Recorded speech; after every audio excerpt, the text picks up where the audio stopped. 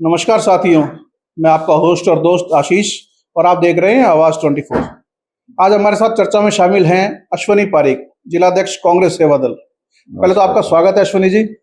बहुत बहुत धन्यवाद सक्सेना जी। अश्वनी पारीक जी, पिछले 3 पीढ़ियों से मेरे ख्याल कांग्रेस आपका परिवार जुड़ा हुआ है। आप ब्लॉक उपाध्यक्ष भी रहे हैं, नगर मंडल अध्यक्ष भी रहे हैं और अब आप जिलाध्यक्ष हैं कांग्रेस सेवा दल के। तो सबसे पहले तो आपके पास संगठन की जिम्मेदारी है, तो संगठन से जुड़ा एक सवाल। हालांकि आप 4 विधानसभा जीते, एक लोकसभा भी जीते आप, लेकिन अगर कांग्रेस की बात करें, संगठन की बात करें, तो संगठन तो एक मृतप्राय स्थिति में, मरणासन स्थिति में अगर भाजपा से कंपैरिजन करते हैं तो संगठन आपका काफी वीक नजर आता है। हालांकि आपके आने के बाद थोड़ा सा एक्टिविटी दिखी है बाजार में, लेकिन ओवरऑल अगर संगठन की बात करें, कांग्रेस संगठन वो बहुत वीक नजर आता है। तो इस बारे में आपका क्या कहना है? देखिए सक्सेना जी, इस बारे में मैं आपको बताना चाहूंगा। सबसे पहले हनुमानगढ़ के परिप्रेक्ष्य में अगर बात करें तो आपने देखा होगा कि 4 जनवरी को कांग्रेस सेवा दल के अध्यक्ष के रूप में मैंने शपथ ली थी। हमारे विपक्ष पे होने पर भी लगभग 2500 लोगों की वहां पे गैदरिंग थी और संगठन को मजबूत करने के लिए सबसे पहले कार्यकर्ता को सम्मान मिलना चाहिए। तो मेरा पहला उद्देश्य ये था कि मेरे साथ में मेरे कार्यकर्ता, जो मेरे साथ में पदाधिकारी बने हैं सेवा दल के, वो 100 जने वहां मंच पे थे। मंच पे जब कार्यकर्ताओं को मंच पे सम्मान मिलेगा तो उनके लिए संगठन में जुड़ने की भावना आएगी। इसी परिप्रेक्ष्य में मैं आपको बताना चाहूंगा कि राहुल गांधी जी अगले साल के गुजरात चुनावों को लेके, उन्होंने, आपने देखा होगा गुजरात में अभी राष्ट्रीय अधिवेशन हुआ, मेरा भी उसमें जाना हुआ। तो राष्ट्रीय अधिवेशन के बाद में गुजरात को, संगठन को मजबूत करने के लिए जिस तरीके से वहां पे उन्होंने एआईसीसी से और पीसीसी से संगठन का काम चल रहा है, बनाने का काम चल रहा है, उसी को पूरे राजस्थान में और पूरे भारत देश के अंदर इम्प्लीमेंट करने जा रहे हैं। तो इसी क्रम में अभी मंडल अध्यक्ष तक बना दिए गए हैं और मंडलों की मीटिंग भी हमारे हनुमानगढ़ विधानसभा में भी हो चुकी है। तो संगठन कांग्रेस का कहीं कमजोर नहीं है। अब मंडल तक कार्यकर्ताओं को मजबूत करने की जो पहल है वो हो चुकी चल रही है। अश्वनी जी, अपन एक बात करते हैं। अभी मैंने आपको बताया कि 4 विधानसभा आप जीते थे। मतलब ये चूरू के बाद में, जयपुर से जो अपन निकलते हैं, सीकर, चूरू, गंगानगर, हनुमानगढ़, कांग्रेस को सबसे ज्यादा सीटें शायद इसी संभाग से मिली थी। बिल्कुल। लेकिन अगर हम बात करें हनुमानगढ़ विधानसभा की, तो मेरा, अगर मैं पर्सनली बात करूं तो मेरा ये मानना है कि इस बार विनोद जी के पास में ये सुनहरा अवसर था गणेश जी के मैदान में आने से, कि लोग गणेश जी की और अमित चौधरी की बात कर रहे थे, लेकिन ये बहुत सुनहरा अवसर था जिसे उन्होंने गवा दिया। आपको ऐसा नहीं लगता कि भी अगर कांग्रेस ने थोड़ा सा और प्रयास करा होता, इस चुनाव का रिजल्ट कुछ और होता? देखिए, प्रयास कोई भी कम नहीं होता। नई टीम को सृजित करना और उन्हें फ्रंट लाइन के अंदर लेके आना, इसमें समय लगता है। मैं आपको बताना चाहूंगा, विधानसभा चुनाव में आपको पता होगा सभी जो पार्षद है, जिला परिषद के, पंचायत समिति के, ये उधर चले गए थे। मेरे पास में शहर की जिम्मेदारी थी, हनुमानगढ़ जंक्शन की। तो वहां पे जो हमने नए साथी तैयार किए, कैसे कार्यकर्ता को बूथ तक वोटर को लेके आना है, उसे समझने में टाइम लगता है। अब आप देखिए, उसके बाद में जब लोकसभा चुनाव आया तो वही जो बूथ के कार्यकर्ता थे, उन्होंने अपनी भागीदारी अच्छी निभाई और हनुमानगढ़ विधानसभा से 19,000 वोटों की बढ़त मिली। इसी क्रम में अब मैं आपको बताना चाहूंगा, अभी जो कभी वो सेकंड लाइन रो में होते थे, वो फ्रंट लाइन में आ चुके हैं और आने वाले जो निकाय चुनाव है, नगर परिषद के चुनाव में, उन्हीं को टिकट देके वही आपको यहाँ पे नगर परिषद के अंदर बैठे हुए मिलेंगे। तो अभी, अब जैसे शहर, आपने बताया आप शहर से हैं, शहर की जिम्मेदारी आप निभा रहे हैं, तो एक बहुत बड़ा सवाल है, हर चैनल पे ये सवाल आता है, हर पत्रकार ये सवाल करता है कि कांग्रेस ने बोर्ड बनाया, कांग्रेस के जो चेयरमैन थे, कांग्रेस के जो पार्षद थे, वो इतनी भारी मात्रा में, मतलब आप गिनती के रह गए, उसके बाद इतनी भारी मात्रा में वो छोड़ के कांग्रेस चले गए। तो ये ऐसा क्यों हुआ? कहीं ना कहीं कुछ ना कुछ कमी जरूर रही होगी। जैसे एक, अगर पार्षद की बात करें, पार्षद पति थे एक्चुअल में, तो उन्होंने तो ये कथन भी दिया कि भाई कुछ तो इश्क में कमी थी, यूं ही कोई बेवफा नहीं होता। और मैं इस पर कहना चाहूंगा, जिसके खून में गद्दारी हो वो क्या वफा करेगा? वफा की बात तो वो करे जिन्होंने कभी मोहब्बत की हो।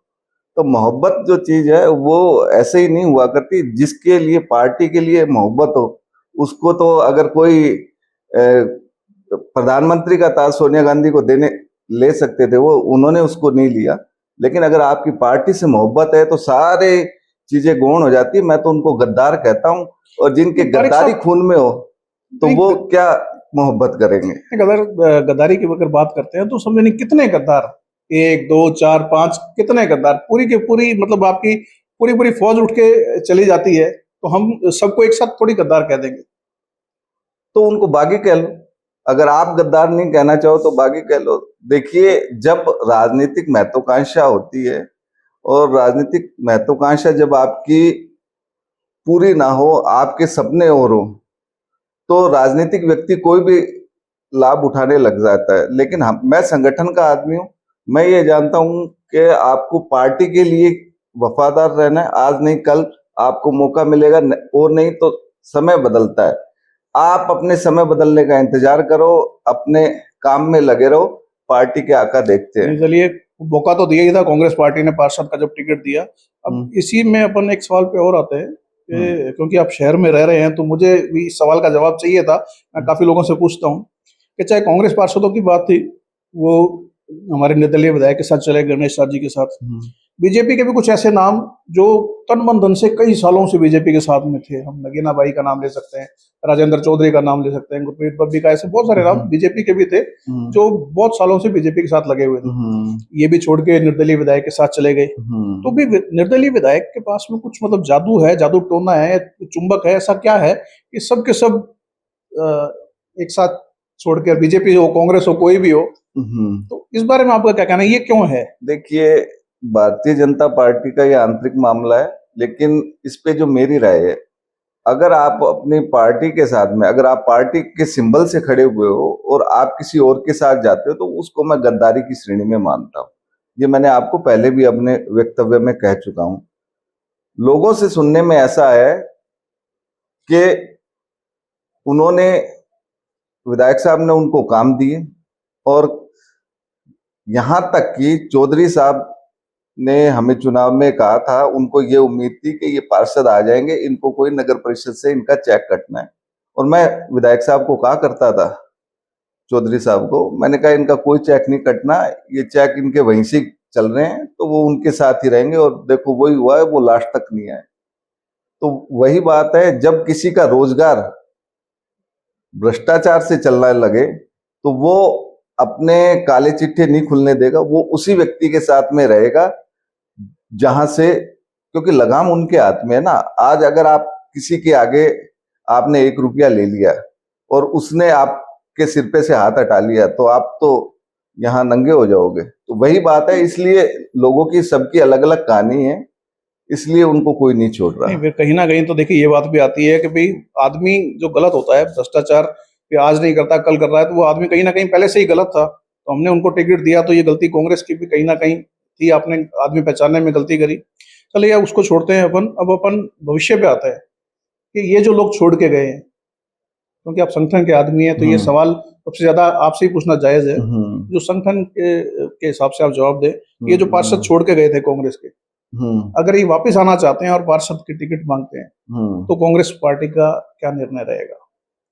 देखिए, अगर मेरा व्यक्तिगत आप पूछेंगे, मैं इसमें अपना व्यक्तिगत सेवा दल के जिलाध्यक्ष के रूप में कह सकता हूं, मुझे ऐसे पार्षदों की जरूरत नहीं है जो आज किसी के लिए छोड़ के गए, वो कल भी जा सकते हैं, तो उनकी गारंटी कौन लेगा।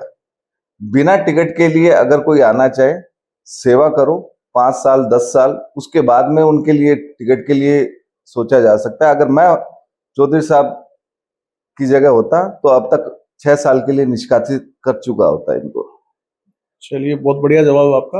अब अपन एक चीज मैं आपसे बड़ा मतलब मेरे को भी ये सवाल बड़ा पसंद है और मैंने एक दो और लोगों से भी पूछा है कि अगर हम ये मान लेते हैं, हाइपोथेटिक सिचुएशन है कि 20-25 पार्षद जो है, क्योंकि भाजपा के अंदर आज हमें पता है कि दो धड़े काम कर रहे हैं, एक मूल भाजपा है और एक जो अभी भाजपा समर्थक अपने आप को कह रहे हैं, ठीक है। तो 20-25 सीटें उन दोनों के पास में आती हैं नगर पहले परिषद इस चुनाव में। क्वेश्चन में मैं एक अपना इनपुट देना हाँ चाहूंगा। जी, हाँ जी। मूल भाजपा तो मान सकते हैं, दूसरा जो आप कह रहे हो वो सत्ता समर्थक है। जहां सत्ता होगी, उनकी किसी पार्टी की कोई विचारधारा नहीं है। आप देखो, उन्हें मतलब है कि सत्ता किस ओर है वो उसी ओर चलेंगे। हो सकता है कि अगली बार अगर कांग्रेस की सत्ता आ रही हो तो वो समर्थन देने के लिए उधर पहुंच जाए। नहीं, चलिए वो बिल्कुल आपकी बात ठीक है, जायज़ है। लेकिन जो मेरा सवाल है वो ये है कि अगर 20-25 पार्षद हम कह देते हैं निर्दलीय विधायक के साथ के 20-25 पार्षद जीत के आते हैं और 20-25 पार्षद मूल बीजेपी के जीत के आते हैं, 10-15 पार्षद कांग्रेस के पास में है। अगर ऐसी सिचुएशन आती है तो कांग्रेस किसे समर्थन देगी? आपका सवाल ही गलत मानता हूं। 45 पार्षद कांग्रेस पार्टी के जीत के आ रहे हैं, बाकी ये साथ आपस में देख लेंगे, एक आधा कोई और भी हो सकता है। तो ये इसको अपन कॉन्फिडेंस माने या ओवर कॉन्फिडेंस? नहीं, ये मुझे मेरे कार्यकर्ताओं की जीत पे भरोसा है। चलिए अब अपन राजनीति से हटके कुछ देश की भी बात कर लें। ये जो भारत पाकिस्तान का युद्ध हुआ, या अपन यूं कहें कि भी युद्ध शुरू होने से पहले खत्म हो गया, तो ये जो सीज फायर हुआ और इसकी जो घोषणा अमेरिका से हुई, इससे जनता काफी नाखुश दिखी। अगर पर्सनली आपसे बात करें तो आपको क्या लगता है इस मुद्दे पर? देखो, जनता जब आपको कह रही है तो यही पार्टी की भी गाइडलाइन यही है, मेरा व्यक्तिगत रूप से भी मानना ये है।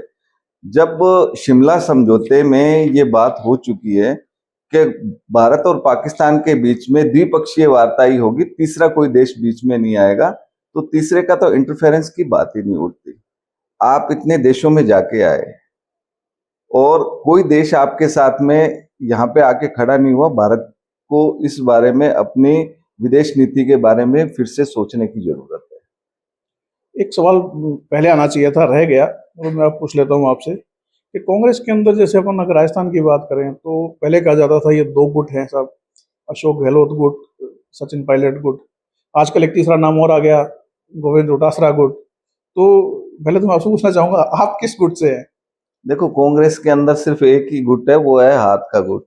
उसके अलावा सब कांग्रेस के कार्यकर्ता हैं और जिन्हें खड़गे साहब का अभी हमारे राष्ट्रीय अध्यक्ष हैं, जिसको जो जिम्मेदारी मिल रही है उसी के लिए, पार्टी के लिए काम कर रहे हैं।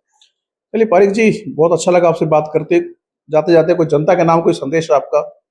देखिए, हनुमानगढ़ की जनता के लिए अगर कहें अपने, तो जो अभी तो जैसे गर्मियां हैं, तो गर्मियों में पक्षियों के लिए जो परिंदे वगैरह लगाए, जो पशु हैं उनके लिए भी घर के बाहर अपने पानी की टंकियां रखें, ताकि इस भीषण गर्मी में कोई इस तरीके की अपने नुकसान ना हो। प्याऊ वगैरह के ऊपर पानी वगैरह की सेवा करें। तो यही मेरा अभी गर्मियों को देख के यही हनुमानगढ़ की जनता के लिए। चलिए पारिक जी, मैं काफी टाइम से देख रहा हूँ कांग्रेस को, और आपके आने के बाद में कांग्रेस में मुझे काफी अच्छी हलचल दिखाई दी है। तो आपके भविष्य के लिए शुभकामनाएं। धन्यवाद। जय हिंद, जय भारत। बहुत बहुत धन्यवाद भाई साहब।